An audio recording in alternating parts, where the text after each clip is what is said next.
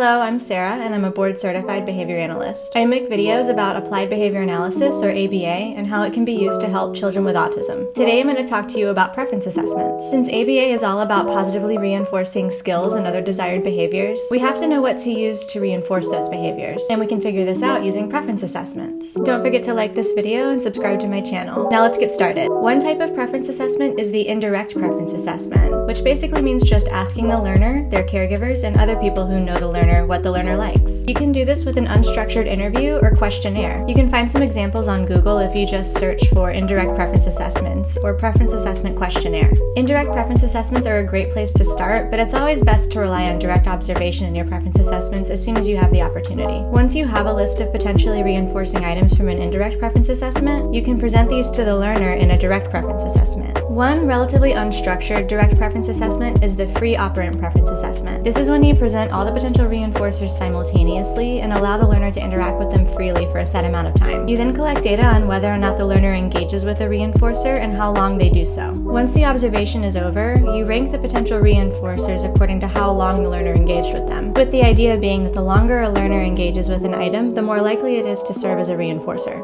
Now let's talk about SingleStimulus preference assessments. For this type of preference assessment, you present potential reinforcers one at a time and measure how long the learner engages with them if they choose to engage with them at all. This works better for learners who can't scan arrays of items. Just like with a free operant preference assessment, the longer the learner engages with an item, the more likely it is to serve as a reinforcer. Keep in mind that even if a preference assessment indicates that something might be a reinforcer, you won't know for sure until you start collecting data on the behavior you're trying to increase and see that it increases as a result of using that item as a reinforcer. Another thing to keep in mind is that you should conduct preference assessments regularly because preferences change over time. And that's part one of my overview on preference assessments. I'll leave a link in the description to the Evidence-Based Instructional Practices website from Vanderbilt University, where you can find more information on this topic. I'd love to hear from you, so please leave questions and comments down below and I'll get back to you as soon as I can. If you want to connect with me, you can reach me on LinkedIn. I'll leave a link in the description below. Thank you so much for watching.